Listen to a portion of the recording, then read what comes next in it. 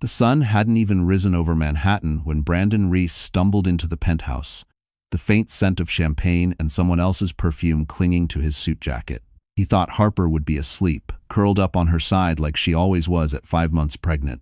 He expected silence, maybe a soft whimper from her restless nights, maybe even the smell of peppermint tea she drank to calm her nausea. But the apartment felt wrong. Still, but not peaceful. Frozen. I remember the way Brandon looked around that morning, like a man stepping into his own crime scene without realizing he was the criminal. The kitchen lights were on. A chair slightly pulled back, her favorite cardigan gone from the hook behind the door. Those tiny details hit harder than any confrontation ever could. Then he saw it. On the marble counter lay her wedding ring, a folded note, and a printed ultrasound picture of their baby girl. The edges of the photo were still warm from her hands. Next to it, a boarding pass. One way, Seattle. Departed 2:17 a.m. Harper had left while he was with Ruby. She hadn't screamed, she hadn't waited, she hadn't begged. She had simply walked out of a life that kept breaking her. And the part that always stays with me, maybe because I've watched too many women stay far too long, is how quietly she did it. Quiet exits are the loudest ones. Brandon's breath shattered in the air as he gripped the ultrasound photo, his voice cracking into the empty room. Harper, what did you do? What he didn't know, what he couldn't even imagine, was that this was the beginning of the one thing he feared most. Harper Lane was finally choosing herself, and she wasn't coming back. Before everything fell apart, Harper Lane wasn't just a wife or a soon-to-be mother. She was a woman with dreams, fire, and a quiet kind of brilliance that made people lean in without realizing why. But somewhere along the way, somewhere between Brandon's rising career, the endless sacrifices, and the loneliness that crept into their marriage, Harper forgot to save a little of herself for herself. She grew up in Ohio, the kind of town where everyone knew your birthday and your heart breaks. Orphaned at 14, she learned too early what it meant to stand on her own. She worked through college, graduated top of her architecture class, and moved to New York with nothing but a second-hand suitcase and a heart full of ambition. That's the version of Harper I wish more people had seen, the fearless one. Because in my experience, the strongest women are the ones who don't look strong until life gives them no other option. But when she met Brandon Reese, all polished confidence and Wall Street charm, she let herself believe she could rest. That someone finally wanted to carry the weight with her. For a while, it was beautiful late-night takeout on their tiny balcony, scribbling ideas for her first design project on a napkin, Brandon telling her she was the most talented woman he'd ever met. But success changes people. Or maybe it just reveals them. When Harper found out she was pregnant, she imagined it would bring them closer. She pictured Brandon talking to her belly, attending appointments, making space in his too busy world for the little heartbeat they created. Instead, he grew colder, distant, irritated by her exhaustion, frustrated that she turned down a project that required travel. You should focus on the baby, he'd said. But what he meant was, focus on things that don't inconvenience me. Harper started shrinking without even noticing, canceling her clients, cooking dinners he barely touched, convincing herself that his long nights at the office were just work. And here's the part that still stings when I think about it. Harper wasn't weak. She was loyal. She was loving. And sometimes, in this world, those qualities get mistaken for softness instead of strength. She gave Brandon everything, her time, her talent, her future. He repaid her by giving someone else the nights Harper stayed awake, fighting nausea and praying for their baby's health. But no betrayal, no heartbreak, no man, not even Brandon Reese, could erase the truth about Harper Lane. She was built for more than survival. She was built for rebirth. And her rebirth was already on its way. Manhattan had a way of swallowing people whole, especially the ones who believed they were finally getting a grip on it. Harper Lane used to love this city, even when it was unkind. She loved the noise, the endless movement, the feeling that ambition pulsed through the sidewalks like electricity. But as her belly grew and Brandon's affection shrank, the city started to feel colder, heavier, and sharper around the edges. Their penthouse sat high above Madison Avenue, glass windows stretching from floor to ceiling. Anyone else would have called it a dream. But to Harper, it had become a glass cage, silent, glossy, echoing with footsteps that never slowed down long enough to notice her. The place carried Brandon's personality more than hers. Sleek leather couches, chrome accents, a bar cart stocked with limited edition whiskey. He bragged about more than he ever bragged about her work. The one touch of softness, she had added an open sketchbook on the marble table, filled with pencil drawings for a nursery, was always moved out of sight when Brandon's colleagues visited. He didn't want anyone thinking she still had a career worth mentioning. Most days, Harper sat by the window, tracing the skyline with tired eyes. Her pregnancy nausea came and went like unexpected storms, and some mornings she couldn't stand long enough to make breakfast. She hoped Brandon would notice. He didn't. He only noticed when she asked him to come home early. "You're too emotional lately," he'd sigh, tightening his tie. "Pregnancy hormones. You'll be fine." But here's what people don't talk about enough. Pregnancy doesn't make a woman emotional. Being ignored does. Being unseen does. The nights were crueler. Brandon stayed at the office more often. The penthouse lights cast long shadows across the floor, shadows Harper couldn't walk through without feeling the weight of loneliness pressing on her chest. The city glittered outside like it was mocking her billions of lights, not one of them looking back at her. Still, she tried. She tried to keep the apartment warm, to keep conversations soft, to make space for him even when he offered none for her. But Brandon had already built his own world, one where Harper didn't fit anymore. The truth is, I always believed New York reveals people, not changes them. And what it revealed in Brandon Reese was a man who only loved the version of Harper that made his life easier. What it revealed in Harper, though she didn't know it yet, was a woman who would soon rise far above the skyline she used to stare at. Ruby Hale didn't just walk into Brandon Reese's life, she positioned herself like someone who'd studied his desires, his insecurities, and the exact cracks in his marriage he was too arrogant to notice. She worked in the PR department of his firm, young and ambitious, with a confidence that made people overlook the sharpness behind her smile. Harper met Ruby only once. It was at a charity networking event downtown, the kind where the lighting is dim, the wine is overpriced, and the conversations feel like business deals disguised as compliments. Harper was 5 months pregnant, exhausted, but still trying to show up for Brandon. She wore a simple emerald dress, one of the last pieces that still fit her growing belly. Ruby approached them with a glass of champagne and a smile too bright for someone Harper barely knew. "You must be Harper," Ruby said, almost whispering the name like she was trying it on for size. "Brandon talks about you all the time." But the way her hand lingered on Brandon's arm told a different story. Harper felt it a tiny sting in her chest. Not jealousy, recognition. Women know when another woman has crossed a line, even before the men do.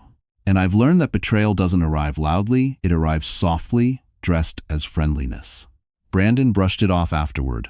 "She's just eager," he said. "New to the firm, don't overthink it." But overthinking wasn't Harper's problem. Underestimating was. Ruby started working late with Brandon. Harper would call and hear laughter in the background, muffled voices, clinking glasses. Brandon would always say the same thing. "Just clients. Go to sleep." Yet every time Harper passed Brandon's phone on the counter, Ruby's name hovered near the top of his notifications. Not hidden, not ashamed, almost daring Harper to ask, and she did once. "Is there something going on between you two?" she whispered, hands trembling slightly. Brandon scoffed, offended at the accusation. "Ruby, don't be ridiculous. She's practically a kid." But Ruby wasn't a kid. She was strategic, calculated. The kind of woman who knew exactly what men like Brandon wanted to feel: admired, powerful, irreplaceable. The kind of woman who wanted the life Harper had built with quiet, patient hands. Weeks later, Harper would see Ruby again, this time not at an event, but in a video recorded at the Ritz-Carlton suite. And that was the moment Harper Lane stopped being a wife trying to save a marriage, and became a woman preparing to save herself. The truth didn't arrive gently. It arrived in a vibration, one single buzz from Harper's phone while she lay curled on the couch, her hand resting protectively over her stomach. She wasn't expecting anything. It was past midnight, the kind of quiet where even Manhattan seemed to hold its breath. The message came from an unknown number. A video file. New text. Just 30 seconds that would split her life into before and after. Harper hesitated, thumb trembling slightly. Then she pressed play. The screen lit up with the unmistakable gold and ivory interior of the Ritz-Carlton suite. And there they were, Brandon and Ruby laughing, kissing, moving through the room with the careless freedom of people who believed they were untouchable. Ruby's dress was half unzipped. Brandon lifted her onto the marble counter, the same way he once lifted Harper in the tiny kitchen of their first apartment. Harper didn't scream, didn't drop the phone, didn't even cry at first. She just exhaled. A long, hollow exhale that sounded like a decade of hope collapsing all at once. The video ended with Ruby's voice. "Leave the door unlocked, in case she goes looking for you." It wasn't just betrayal. It was humiliation. It was intentional. And here's something I've learned in life. When a woman sees the truth with her own eyes, the part of her that still hope dies instantly. Harper rewound the video only once, not because she needed confirmation, but because shock has a way of repeating itself like a broken record. Then came the shaking. Her hands, her breath, even her knees. The baby kicked, startled by the rush of adrenaline flooding her body. That was the moment Harper whispered, "I'm sorry, little one. You deserve better than this." Her chest tightened. A wave of nausea crashed through her, but she steadied herself on the counter and walked slow, deliberate steps toward the bedroom. Something inside her had shifted. Broken, yes, but also awakened. Her marriage wasn't just over. It had been over long before this video. Still, betrayal has a way of clarifying things. It stripped away the excuses, the denial, the hope that Brandon would one day come home early, ask about her day, touch her belly with real love. Now she knew he never would. And what Harper Lane did in the next hour, the quiet, disciplined way she packed her things, the way she closed the front door for the last time, would change everything. Because at that moment, she wasn't leaving Brandon. She was saving herself. Harper didn't remember walking back to the bedroom. Trauma has a way of blurring the edges of time, turning minutes into fog.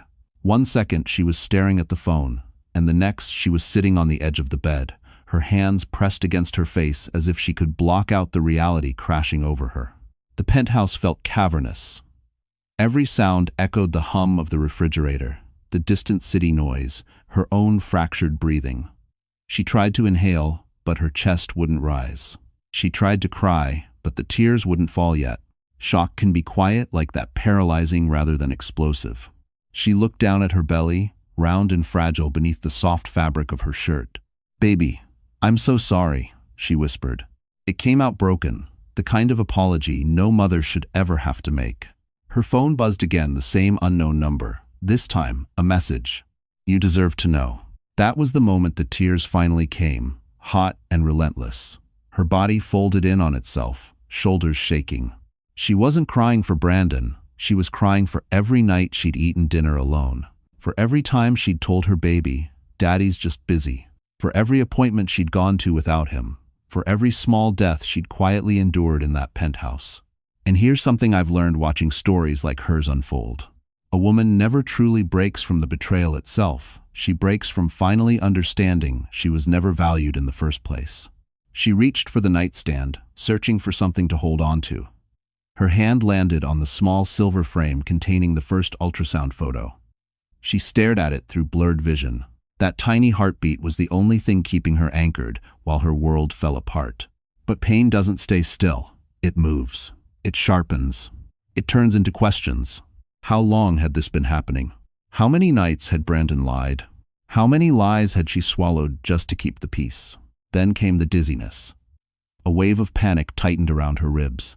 She pressed her hand to her chest, reminding herself to breathe. "In, out, come on, Harper," she whispered. The baby kicked again, a reminder that she wasn't alone, a reminder that she had a reason to keep going. She tried calling Brandon once, out of instinct, not hope. The call rang twice, then went to voicemail. She didn't bother leaving a message.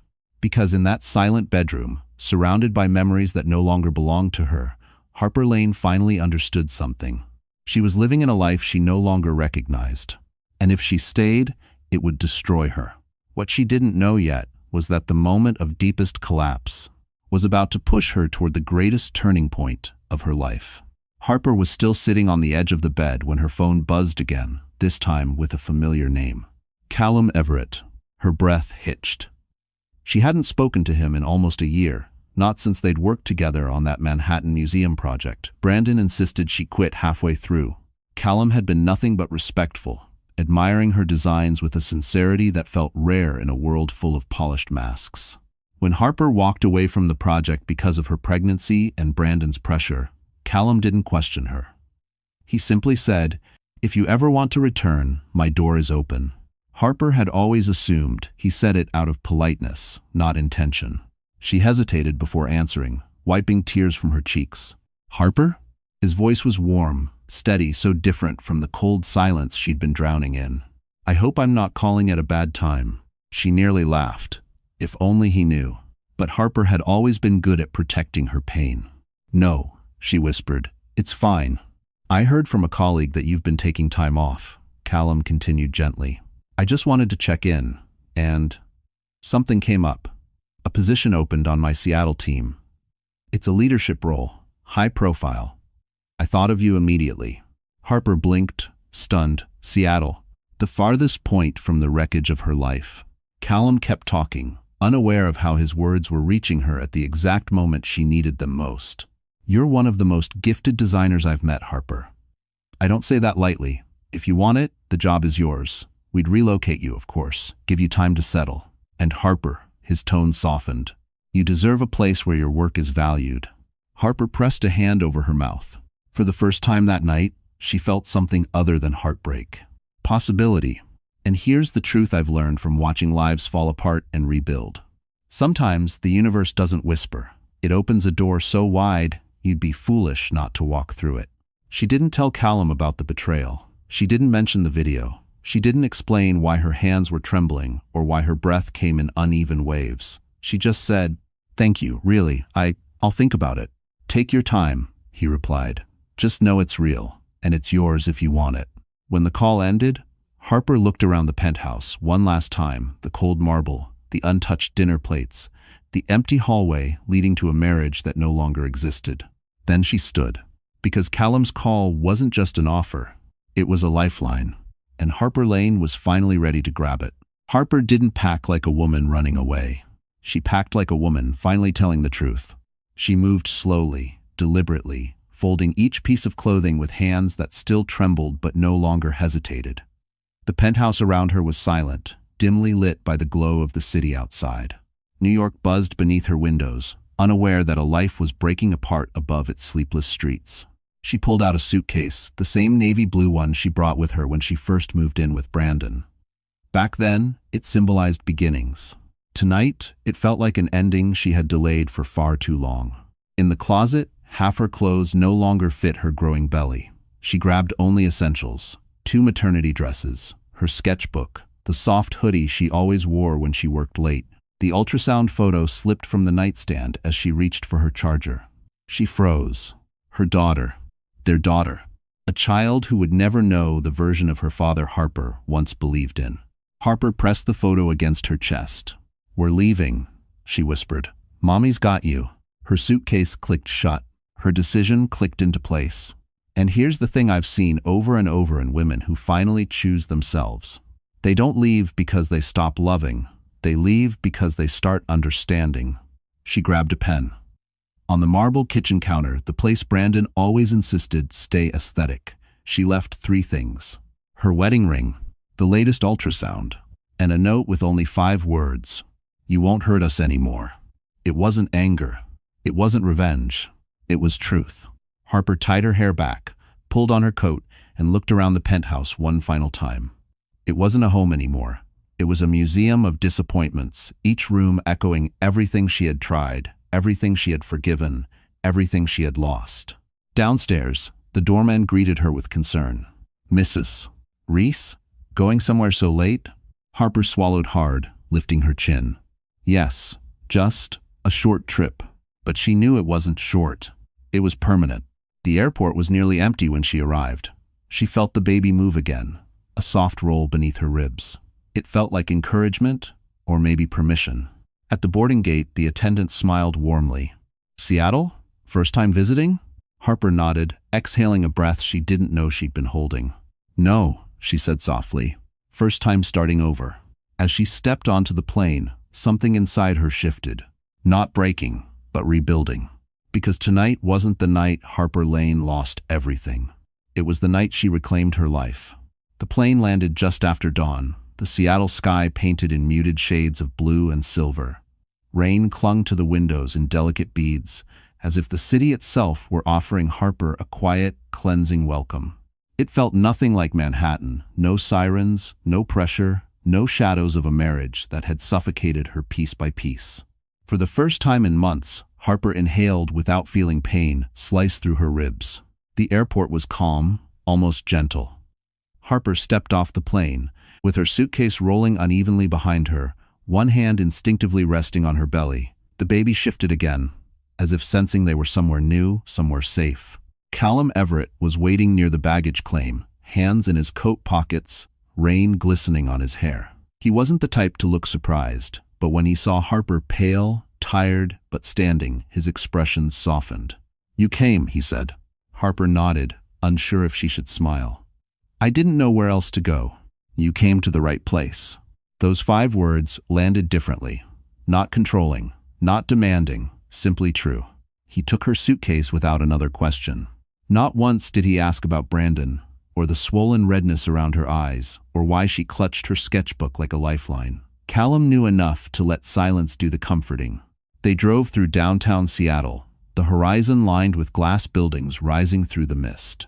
Harper watched raindrops race down the window, each drop erasing another piece of the life she left behind. Callum eventually spoke. "There's an apartment ready for you.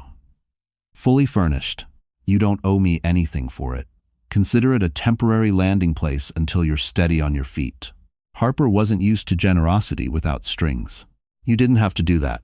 "I know," he answered softly, "but sometimes people need space to breathe before they can rebuild." And hearing that, I felt something I rarely feel when watching a woman restart her life after ruin. Relief. Because someone finally saw Harper not as a burden, not as a wife holding a man together, but as a person worth investing in. The apartment was warm, modern, overlooking the water. Nothing grand, nothing cold. The kind of place where healing felt possible. Harper walked to the window, resting both hands on her belly. The baby kicked once strong, certain. Callum watched her from the doorway. "You'll do great here, Harper." She didn't say anything, not yet, but for the first time since her world collapsed, she believed him. Seattle wasn't just a new city, it was a second chance. Seattle had a different rhythm, slower, kinder, almost protective, and Harper needed that. She needed a place where she wasn't a wife shrinking in someone else's shadow, but a woman rediscovering the pieces of herself she had abandoned along the way. 3 days after moving into the apartment, Harper sat at the small wooden desk overlooking the harbor. Her sketchbook lay open, untouched at first. Her fingers hovered above the pencil, hesitant. It had been months since she last drew anything that wasn't a nursery concept Brandon never cared to look at. The baby shifted gently beneath her ribs, as if pushing her forward. So Harper began to draw. First, shaky lines, then curves, then structures with emotion and depth. Slowly, her talent resurfaced, quiet but undeniable. When she finally exhaled, she realized hours had passed. The sun had climbed, peaked, and softened again. That was the moment she emailed Callum. "I'm ready to discuss the project." Callum responded within minutes, inviting her to the firm the next morning. Everett Design Group was nothing like the pressure-choked Manhattan offices she'd known. It buzzed with creativity, not competition. People worked with purpose, not fear. Harper felt her shoulders drop the moment she walked in. Callum greeted her with his usual calm presence. "Harper, I want to show you something." He led her into a conference room with floor-to-ceiling windows and placed a folder in front of her. Inside were blueprints for a cultural arts center the city had been trying to develop for years, a project big enough to define someone's career. "We want you as lead conceptual designer," Callum said. "No hesitation, no conditions, no, 'Are you sure you can manage this while pregnant?' Just trust." Harper's throat tightened. I don't know what to say." "Say yes," he replied gently. "Say yes to yourself. And here's the part that struck me on a personal level. Some opportunities don't show up to test you, they show up to heal you." Harper accepted. Over the next few weeks, she blossomed. She arrived early, sketched with passion, collaborated with a team that admired her vision. They didn't treat her like someone fragile or secondary. They treated her like a leader. Every day, she grew steadier. Every day, the baby kicked stronger. Every day, Harper remembered who she was before Brandon dimmed her light. She wasn't just working again. She was becoming herself again. And as her name quietly began circulating in Seattle's design community, one truth became clear. Harper Lane was no longer a woman who escaped Manhattan. She was a woman building a future powerful enough that Manhattan would one day remember her name. Back in Manhattan, Brandon Reese woke to the kind of silence that doesn't just fill a room, it exposes it. Harper was gone, and for the first 24 hours, he convinced himself she was simply cooling off. He'd even smirked at the thought, telling himself she'd come crawling back the moment she realized life without him was impossible. But the truth started cracking through his ego the moment he got to the office. His assistant, pale and awkward, hovered in the doorway. "Mr. Reese, we have a problem." Brandon barely looked up. "Unless the building is on fire, handle it." She swallowed hard. "It's about Ruby." He froze. A blog, an infamous tabloid that loved Manhattan scandals, had published photos of him and Ruby entering the Ritz-Carlton. Not just entering. Holding hands, laughing, acting like a man with nothing to lose. And the headline made his stomach drop. "Investor Brandon Reese spotted with PR associate, where's his pregnant wife?" It spread like wildfire. Clients called. Partners whispered. Someone on the board demanded clarity. Brandon's jaw tightened as he read the article. Who leaked this? But he already knew. Ruby loved attention too much to resist the spotlight. And worse, she thought this scandal would push him to leave Harper officially. She never suspected Harper had already left. Ruby texted him minutes later. "Are you okay? Want to talk?" He stared at the screen, resentment boiling. She had become a liability overnight. By noon, the board summoned him for an emergency meeting.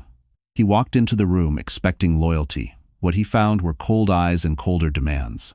"Your personal life is affecting the firm," one partner said flatly. "Handle it immediately," another added. "Or we'll reconsider your position here."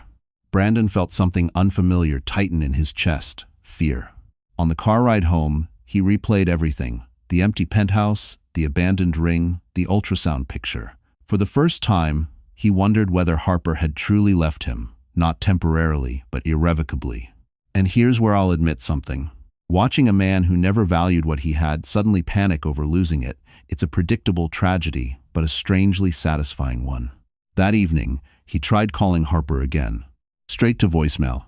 He texted her, "Come home, let's talk. We can fix this." "Harper, don't do anything stupid." No response. He paced the penthouse. The same one she'd quietly held together while he tore their life apart piece by piece. For the first time in years, the silence wasn't comforting, it was suffocating. Somewhere deep inside, Brandon knew. He hadn't just lost control, he was losing everything. While Brandon was spiraling, Ruby Hale was doing what Ruby did best, saving herself first. The moment the scandal article went viral, Ruby realized two things. Brandon Reese was no longer the golden ticket she once thought he was. She needed to distance herself before the ship sank, and she'd be damned if she went down with him. She had always been strategic, but now she became ruthless. The next morning, Ruby marched into her PR office with a confidence sharpened by panic. She locked herself in a conference room and opened her laptop. One by one, she imported every message, every photo, every screenshot Brandon ever sent her. The "you looked incredible tonight," the "Harper doesn't understand me," the "wish you were here instead." It wasn't loyalty she gathered. It was ammunition. Then came the final blow. A video clip Brandon had recorded in the Ritz-Carlton suite, laughing, bragging about how Harper will never leave because pregnant women get clingy, not bold. Ruby smirked. She didn't leak it out of revenge. She leaked it because it would guarantee the story became about Harper's tragedy, not her involvement. And in the twisted world of PR, playing the victim is far more profitable than being the mistress. By noon, every entertainment site from New York to Los Angeles had posted the clip. The comments were brutal. "Poor Harper. What a monster. Who cheats on a pregnant wife? His career is done." Brandon stormed into Ruby's office later that afternoon, phone in hand, fury dripping from every word. "What the hell did you do?" Ruby didn't even flinch. "You made me part of your mess. I'm cleaning it up. You leaked private conversations." Ruby crossed her arms. "You leaked your whole marriage. Don't act shocked that someone beat you at your own game. He stepped closer, jaw clenched. You've ruined me. No, Brandon. Ruby tilted her head, a cruel smile flickering. You ruined yourself. I just turned on the lights. And here's the part that stays with me every time I revisit this moment. Karma doesn't always arrive gently. Sometimes it arrives wearing red lipstick and holding a press pass. When Brandon left the office, he wasn't walking, he was stumbling. His reputation, collapsing. His partners, distancing. His control, slipping. And the one person who once would have saved him, Harper, was thousands of miles away, rebuilding a life where his name no longer mattered. For the first time, Brandon Reese felt truly alone. And the fall had only just begun. For a brief moment, Harper Lane allowed herself to breathe. Seattle was giving her space to rebuild. Her designs were flowing, her work was earning attention, and her baby, her little girl, was growing stronger each day. But peace is fragile. And in stories like hers, calm often comes right before another storm. It happened on a Wednesday morning. Harper was in a project meeting when her phone lit up repeatedly. Unknown number, unknown number, unknown number. She silenced it, assuming spam. But then a text came through from her bank, the kind that makes your blood run cold. Urgent. Suspicious withdrawal from joint account. Please contact us immediately. Harper excused herself and stepped into the hallway, heart pounding. When she called, the representative spoke gently, as if bracing her for impact. Mrs. Reese, there have been multiple large withdrawals from your shared account over the last 2 weeks. We attempted to contact your husband with no response. My husband? Harper whispered, nausea rising. I'm no longer. She couldn't finish the sentence. The representative continued carefully. We wanted to confirm authorization. The account is nearly empty. Nearly empty. The savings she'd built. The emergency fund she'd protected. The money she planned to use for the baby's arrival? Gone. Her knees weakened. She gripped the wall for support as her breathing quickened. The baby kicked sharply, responding to her distress. Someone called her name Callum. He approached slowly, reading her expression instantly. Harper, what happened? She handed him the phone, too stunned to speak. Callum's jaw clenched as he read the messages. Brandon drained your account. He wouldn't, Harper began, instincts fighting truth. But she stopped. Of course he would. The man who cheated, lied, and mocked her trust wouldn't hesitate to take what wasn't his. He knows you left, Callum said quietly. He's panicking. And men like him? They lash out when they lose control. And I'll be honest, this moment hit me more personally than the cheating or the lies. Because financial betrayal is its own kind of violence. It's meant to trap you. It's meant to remind you that your freedom has a price. Harper felt heat rise behind her eyes, but she refused to cry. Not now. Not in front of this man who saw her strength, not her wounds. What do I do? She whispered. You let me help you, Callum said. I'll get my legal team on it immediately. You're not fighting this alone. Harper exhaled shakily, pressing a hand to her belly. Her baby deserved safety. Stability. A life not built on someone else's cruelty. But Brandon had just shown he wasn't finished hurting her. And Harper Lane realized something in that hallway. The fight wasn't over. It was just entering its next chapter. Brandon Reese had always believed he controlled every outcome, deals, narratives, even people. But after Ruby's betrayal, the public scandal, the board's accusations, and the drained bank account being flagged, he felt something he hadn't felt since childhood. Panic. And panic makes desperate men predictable. 2 days after Harper learned he'd emptied their savings, Brandon booked a last-minute flight to Seattle. No luggage. No plan. Just anger wrapped in entitlement.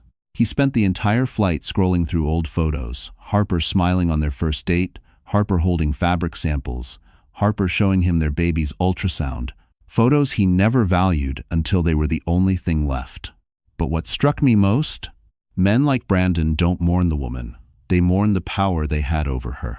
When he arrived at her apartment building, the concierge stiffened immediately. I'm here to see Harper Reese, Brandon said, adjusting his collar like he could still command respect. The concierge shook his head. She isn't expecting visitors. Brandon leaned forward. Do you know who I am? I do, the man replied calmly. That's why I'm telling you she's not taking visitors. The humiliation hit him like a slap. He tried again. Tell her I'm here. Tell her I came to fix things." The concierge picked up the phone but didn't dial. "She asked for privacy, sir."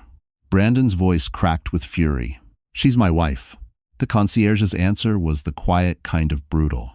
"She doesn't speak of you that way anymore." Brandon stumbled back a step. He waited across the street for hours, pacing, muttering, rehearsing apologies he didn't believe in. He imagined Harper running out, crying, forgiving him. He imagined her begging him to come home. That fantasy kept him warm in the Seattle rain. But then Callum arrived. The black SUV pulled into the garage entrance. Callum stepped out, phone to his ear, coat unbuttoned from the weather, confident, grounded, nothing like the man Harper had left. Brandon froze. Callum looked up briefly, catching Brandon's stare. His expression didn't change, no shock, no fear, just immediate understanding.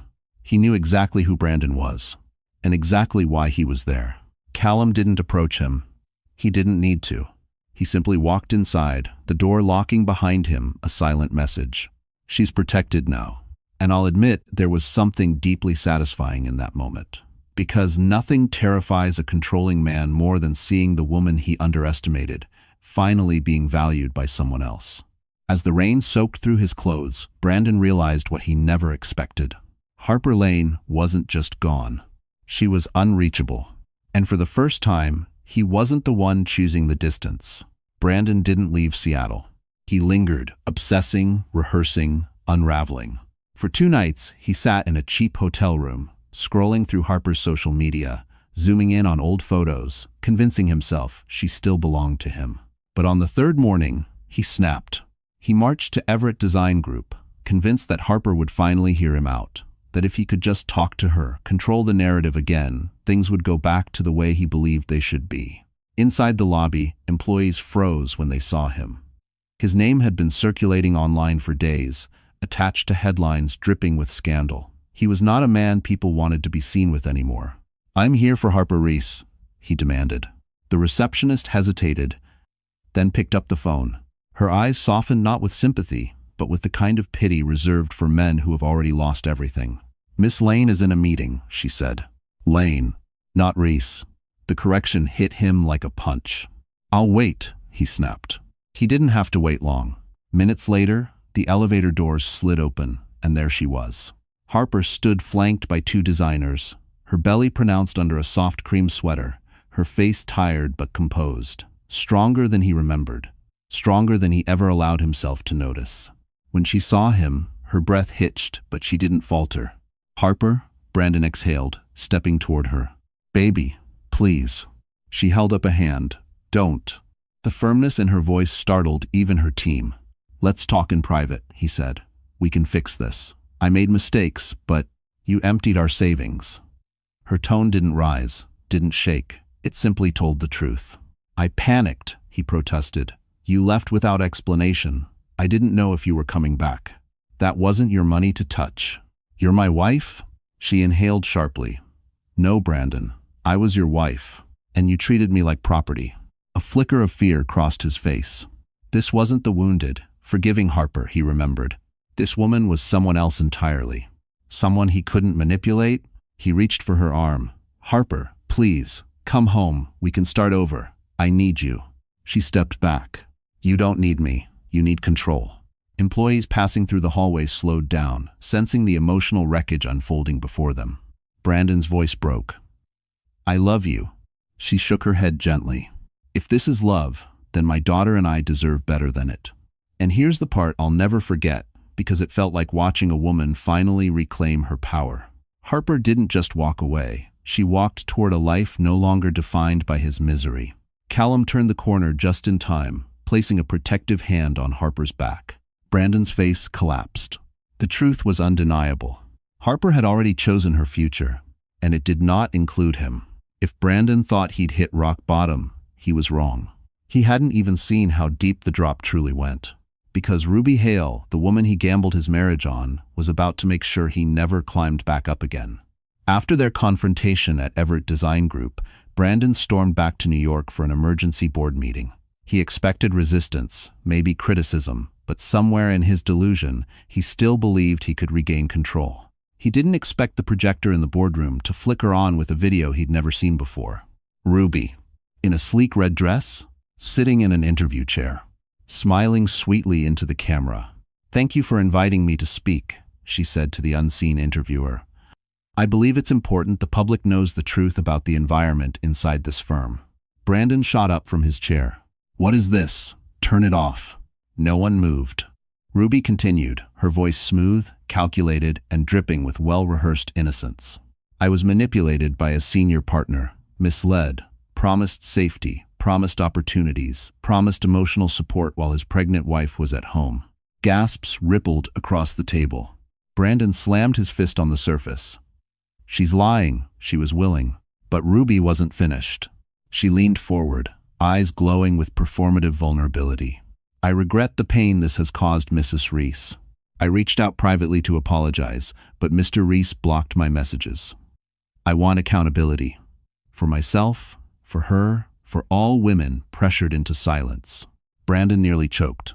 Ruby had never apologized to Harper, not once. This was a performance, a carefully scripted revenge disguised as moral righteousness. And the board ate it up. Phones buzzed with incoming notifications. Articles, tweets, headlines. PR associate speaks out against Brandon Reese. Claims emotional manipulation. Pregnant wife of investor at center of scandal. Company launches internal investigation. Ruby had weaponized the scandal to save herself, painting Brandon as a predatory superior who destroyed her career. The irony?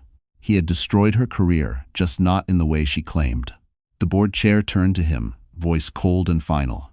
"Brandon, until we resolve this investigation, your position is suspended, effective immediately."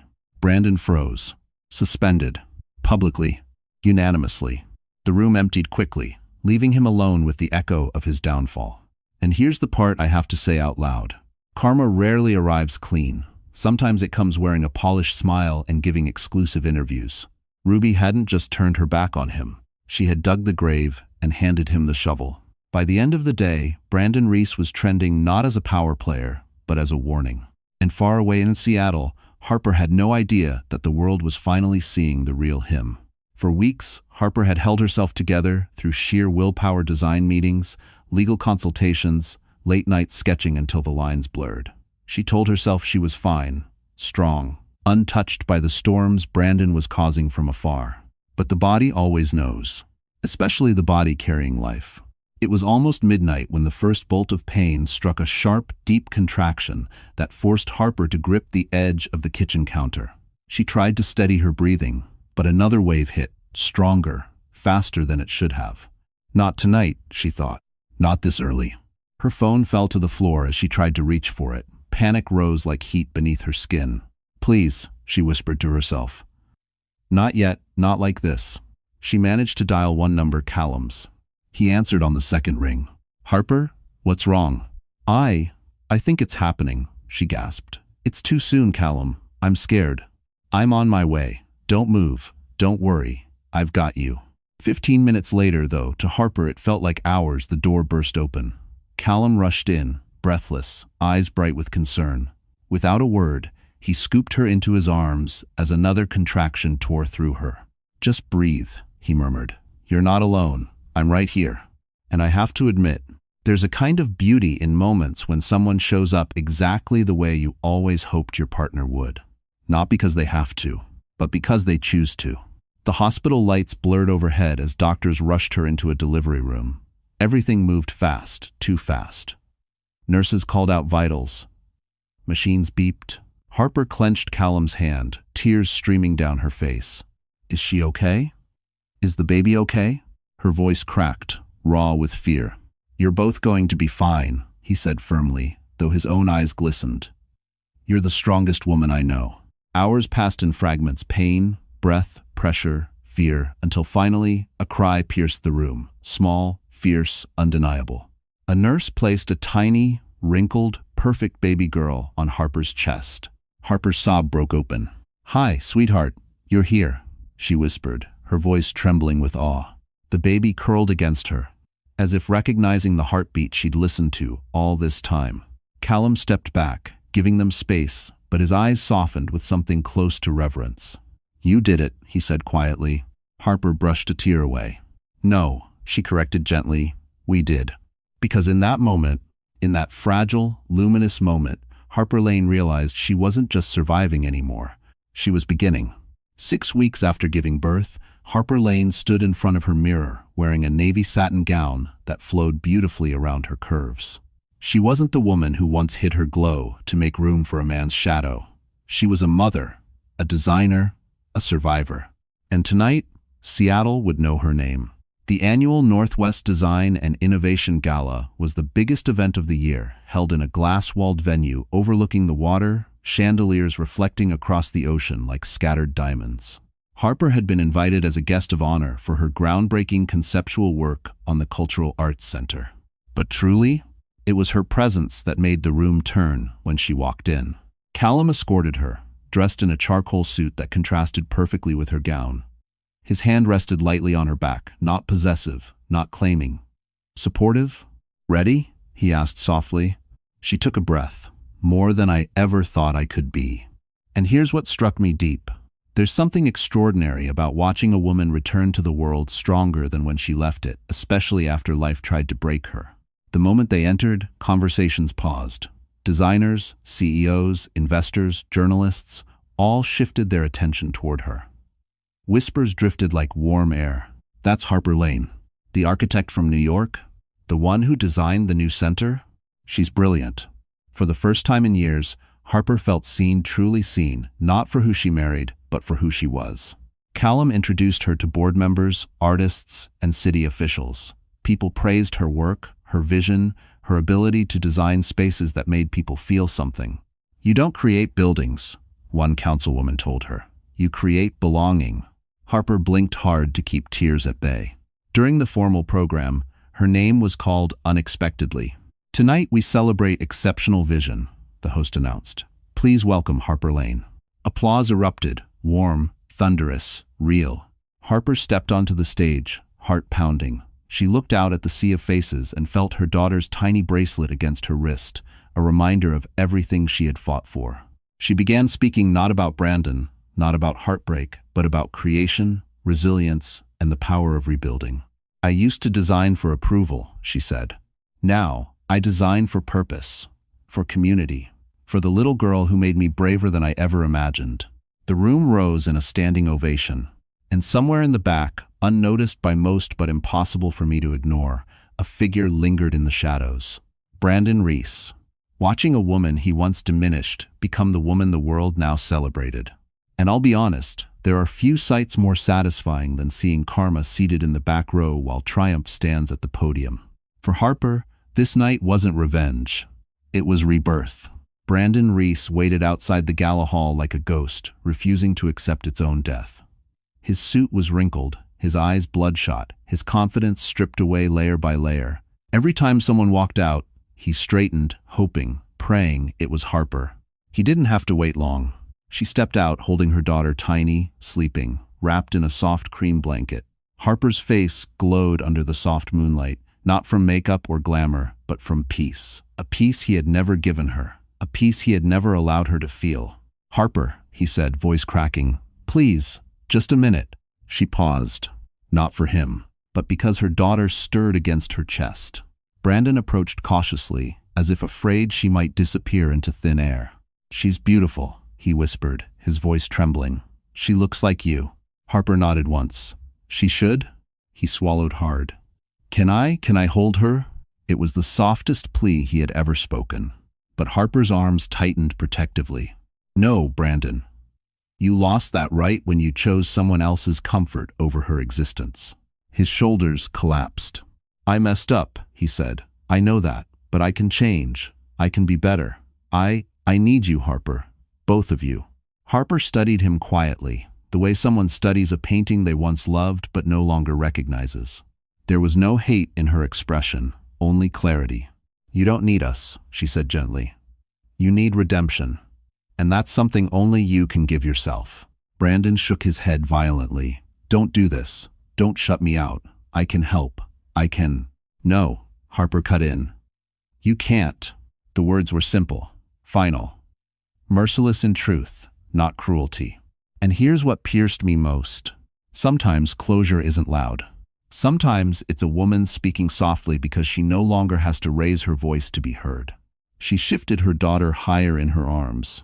She will grow up knowing love, stability, respect, things I begged you to give, things you didn't value until you lost them. Brandon's breath hitched. Harper, I'm sorry. She believed him. But some apologies fix nothing.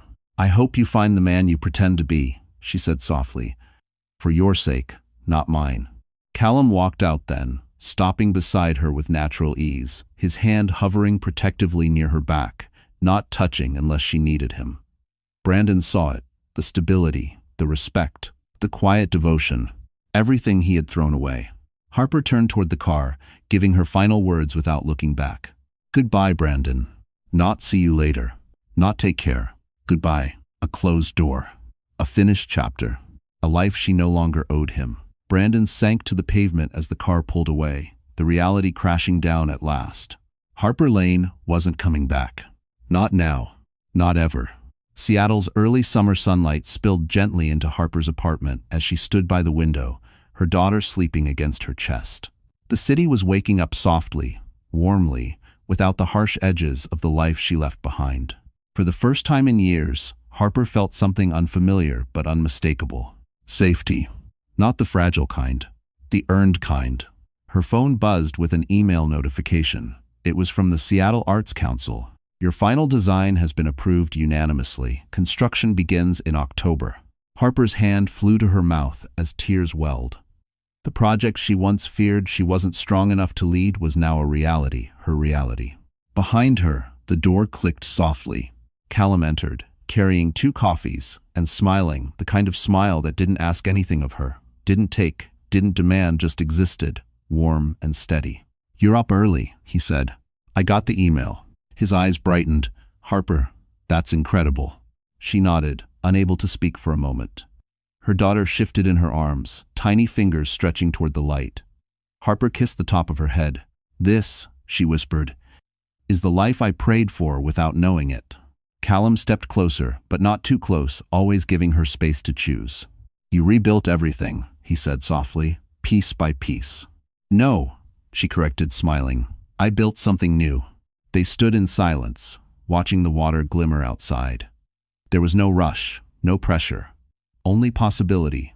Later that afternoon, Harper received a package at her door. No return name, no note.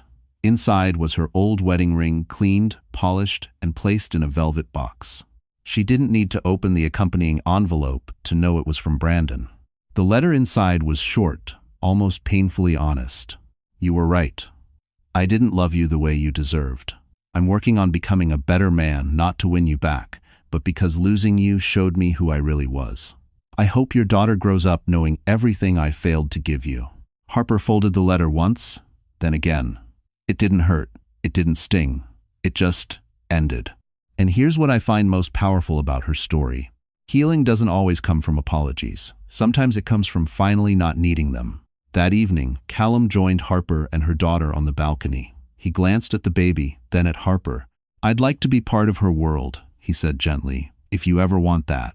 Harper met his eyes. Not rushing. Not afraid. Simply ready. I think, she whispered, we already are. Below them, Seattle shimmered steady, hopeful, hers.